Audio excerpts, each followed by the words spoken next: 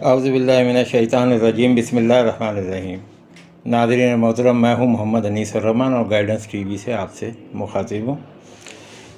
کچھ عرصے سے دوستوں کا اصرار تھا کہ حجاز ریلوے لائن کی تاریخ کے حوالے سے کچھ روشنی ڈالی جائے، کیونکہ میں نے اپنی کتاب تاریخ آثار مدینہ منورہ میں حجاز ریلوے لائن کی تاریخ کے حوالے سے ایک مختصر باب ترتیب دیا تھا، تو اس حوالے سے میں آپ کے سامنے اس کا احوال اور اس کے تاریخی پس منظر پیش کرتا ہوں۔ مدینہ منورہ کے دیگر آثار کی طرح اس مقدس ترین شہر کا ریلوے اسٹیشن بھی تاریخی طور پر اہمیت کا حامل ہے۔ مدینہ منورہ ریلوے اسٹیشن اس حجاز ریلوے کا آخری اسٹیشن تھا جسے ترک عثمانوی حکومت نے پہلی جنگ عظیم کے دوران تعمیر کروایا تھا۔ اس ریلوے لائن کا ایک سرا شام کے دارالحکومت دمشق کا ریلوے اسٹیشن تھا۔ یہ وہی حجاز ریلوے ہے جس کی لائن کو برطانوی جاسوس کرنل ٹی لارنس نے عرب باغی گوریلوں کے ساتھ مل کر تباہ کر دیا تھا، تاکہ عثمانوی فوجیں دمشق سے حجاز مقدس تک نقل و حرکت نہ کر سکیں۔ مدینہ منورہ کا ریلوے اسٹیشن العنبریہ کے علاقے میں واقع ہے۔ یہ علاقہ مسجد نبوی شریف سے جنوب مغرب کی طرف واقع ہے۔ حجاز ریلوے لائن حقیقی معنوں میں دمشق سے مدینہ منورہ تک حاجیوں کو پہنچانے کے لیے بنائی گئی تھی۔ اس کے قیام کا نظریہ 1864 میں پیش کیا گیا تھا۔ یہ وہ دور تھا جب تمام دنیا میں ریلوے کی اہمیت کو محسوس کر کے جگہ جگہ ریلوے لائنوں کا جال بچھایا جا رہا تھا۔ حجاز ریلوے لائن کے نظریے کو 40 برس بعد عملی شکل دینے کا بندوبست کیا گیا۔ اس زمانے میں دمشق سے مدینہ منورہ تک کے سفر کا واحد ذریعہ اونٹوں کے قافلے ہوتے تھے، اور دمشق سے مدینہ منورہ تک پہنچنے میں انہیں 2 ماہ کا عرصہ لگتا تھا، اور اتنا ہی عرصہ واپسی کے لیے درکار ہوتا تھا۔ یہ خاصا کٹھن سفر ہوتا تھا، کیونکہ سردیوں کے موسم میں کچھ علاقے ایسے آتے تھے جہاں پر سردی نقطہ انجماد سے بھی نیچے ہوتی تھی۔ کچھ علاقے ایسے تھے جہاں بارشیں بہت زیادہ ہوتی تھیں، جبکہ گرمیوں کے موسم میں حجاز کی گرمی پگھلا دینے والی ہوتی تھی۔ اس کے علاوہ کاروان حج کے راستوں میں ایسے قبائل موجود تھے جو لوٹ مار کرتے رہتے تھے۔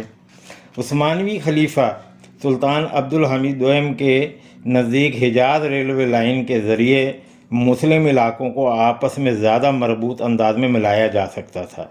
اس سلسلے میں بہت سے عرب مفکرین کے نزدیک یہ ایک ایسا احسن قدم تھا۔ کہا جاتا ہے کہ احمد عزت پاشا، جن کا شمار سلطان کے دربار کے اہم مشیروں میں ہوتا تھا، انہوں نے حجاز ریلوے لائن کے قیام کا مشورہ سلطان عبدالحمید کو دیا تھا۔ حجاز ریلوے لائن سے سب سے زیادہ حاجیوں کو سہولت میسر آنی تھی، کیونکہ اس طرح وہ اونٹوں کے قافلے کی بجائے ریل کے ذریعے کم وقت میں حجاز مقدس پہنچ سکتے تھے۔ اس کے علاوہ اس زمانے میں دمشق ایک اہم سیاسی اور تجارتی مرکز تصور ہوتا تھا، کیونکہ یہاں حاجیوں کے قافلے اناطول، وسطی ایشیا، عراق، ایران اور قفقاز سے آتے تھے۔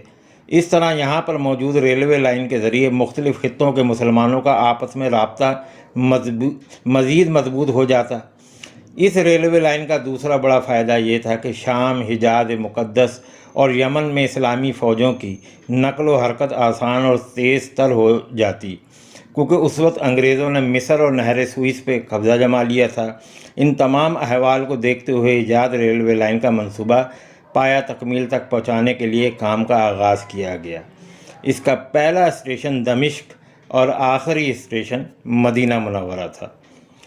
یکم محرم 1318 ہجری بمطابق مارچ 1900 میں سلطان نے حجاز ریلوے لائن کے منصوبے کو شروع کرنے کے لیے سرکاری فرمان جاری کیا۔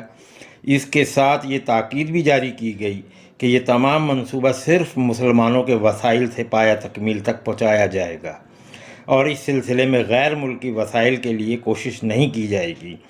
اس زمانے میں دمشق میں تعینات برطانوی کونسل جنرل نے اپنی حکومت کو ایک رپورٹ ارسال کی، جس میں برطانوی حکومت کو بتایا گیا تھا کہ حجاز ریلوے لائن کی تکمیل انتہائی مشکل کام ہے، کیونکہ ریلوے لائن کے درمیان آنے والا تمام علاقہ بہت مشکل ہے۔ یہ پہاڑوں اور صحراؤں پر مشتمل علاقہ ہے، جبکہ مزدوروں کے لیے پانی کا بھی خاطر خواہ انتظام نہیں ہے۔ اور سب سے بڑی مشکل عثمانوی سلطنت کو یہ درپیش ہے کہ اس کے اقتصادی حالات ٹھیک نہیں ہیں اور اداروں میں کرپشن ہے، جس کی وجہ سے انتظامی امور اور امن و امان کا مسئلہ درپیش ہے، اور سلطنت کے تابع عرب علاقوں میں بے چینی بھی پائی جاتی ہے۔ دوسری جانب بہت سی اسلامی شخصیات اسلامی دنیا میں حجاز ریلوے لائن کے منصوبے کو پایہ تکمیل تک پہنچانے کے لیے پرزور مہم چلائے ہوئے تھیں۔ مصر میں، جو اس زمانے میں عرب صحافت کا مرکز تھا، حجاز ریلوے لائن کی حمایت میں پرجوش مقالے تحریر کیے جا رہے تھے۔ اس زمانے کے مشہور عربی اخبار الوکیل کے ایڈیٹر اور مالک محمد انشاءاللہ الہندی اس صحافتی مہم میں پیش تھے۔ ترک چیف انجینئر مختار بے نے دمشق سے مدینہ منورہ کے لیے جس راستے کو تھوڑی بہت تبدیلی کے بعد منتخب کیا تھا، وہ وہی قدیم اونٹوں کے قافلوں کا راستہ تھا جو دمشق سے مدینہ منورہ تک جایا کرتا تھا۔ حجاز ریلوے لائن کے منصوبے کا تخمینہ اس زمانے میں 8 ملین پاؤنڈ تھا، جو انتہائی خطیر رقم شمار کی جاتی تھی۔ اس رقم میں سب سے زیادہ حصہ ترک سلطان عبد الحمید نے ڈالا۔ ان کے بعد مصر کے حاکم اور شاہ ایران نے رقم ادا کی۔ باقی کی رقم ترک عثمانوی سول سروس کی جانب سے ادا کی گئی۔ رقم کا ایک حصہ ترک عثمانوی فوج نے بھی ادا کیا۔ اس کے علاوہ ایسے ترک متمول خاندانی شخصیات جو پادشاہ اور بے کے خطاب کا معاشرتی طور پہ بھرم رکھ سکتے تھے، انہوں نے یہ خطاب فروخت کر کے ان سے حاصل ہونے والی رقم حجاز ریلوے لائن کے منصوبے میں شامل کر دی۔ حجاز ریلوے لائن بچھانے میں جو بڑی دشواری پیش آئی وہ یہ تھی کہ عرب صحرا میں لکڑی کی پٹری پر لوہے کی لائن رکھنا خاصا مشکل تھا۔ صحرا کی سخت گرمی لکڑی پر بری طرح اثر انداز ہو سکتی تھی۔ اس کے علاوہ جو عرب قبائل ریلوے لائن کے قریب صحرا نوردی میں مشغول رہتے تھے، انہیں بہترین ایندھن میسر آ جاتا تھا۔ اس لیے صحرائی علاقوں کے لیے لکڑی کی بجائے لوہے کی پٹریاں بنائی گئیں، حالانکہ یہ لوہے کی پٹری بعض علاقوں کے لوگوں کے لیے بھی حصول رزق کا باعث بنی۔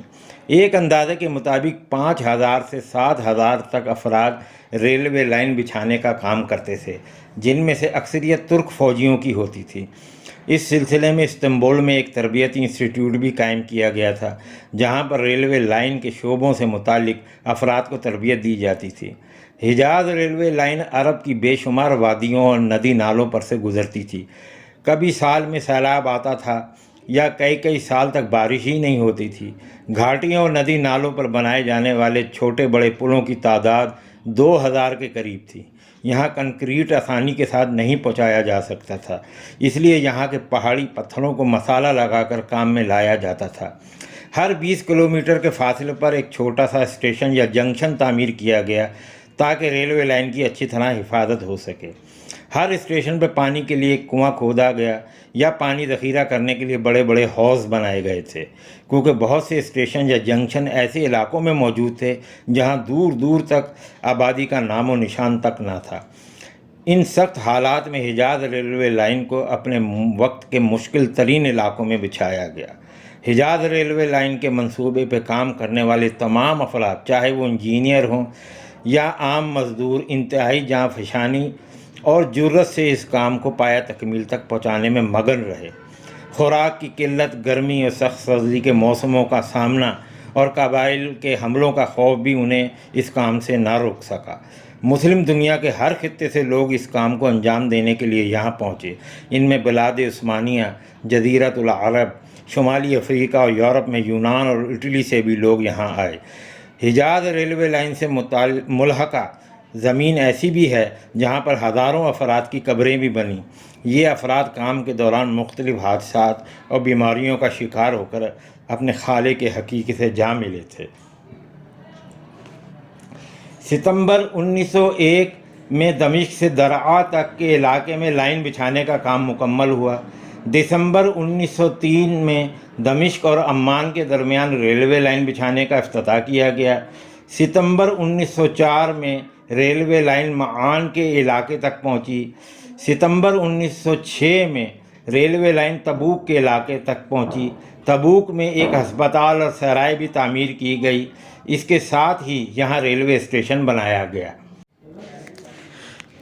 ستمبر 1907 میں ریلوے لائن الاولیٰ کے مشہور علاقے تک پہنچ گئی۔ اس دوران مدینہ منورہ کے قریب واقع قبیلہ حرب نے بغاوت کر دی۔